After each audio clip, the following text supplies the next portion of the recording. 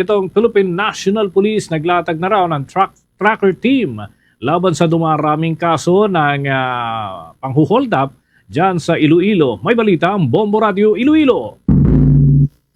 Nagtatag ng tracker team ang Iloilo Police Provincial Office bilang tugon sa dumaraming kaso ng hold up sa lalawigan. Sa panayam ng Bombo Radio Iloilo kay Police Colonel Bayani Razalan, ang Provincial Director ng Iloilo Police Provincial Office, sinabi niyang inatasan na nila ang Provincial Intelligence Unit upang pagtuunan ng pansin ang lumalalang kaso ng pagpang-hold up.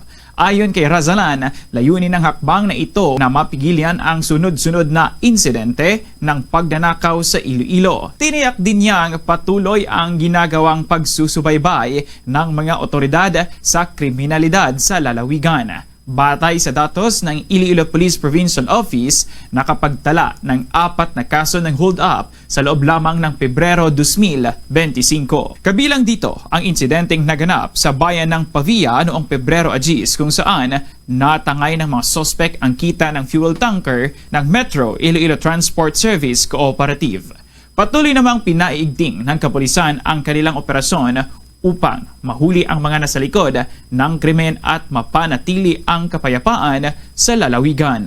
Mayroon po, we directed the Provincial Intelligence Unit purposely to focus on the identified and suspected robbery personalities involved in robbery hold-ups. And lahat ng stations naman natin, mayroon silang individual, lalo na itong mga 4 municipalities na pina-establish natin sila ng dedicated tracker team to track down activities and the locations of the suspects to prevent them from committing again. Si Police Colonel Bayani Razalan, ang Provincial Director ng Iloilo Police Provincial Office. Mula dito sa Bombo Radio Iloilo, ako si Bombo Ronel Palencia Brabanzo para sa the number 1 and most trusted radio network in the country, Bombo Radio Philippines. Basta Radio, Bombo!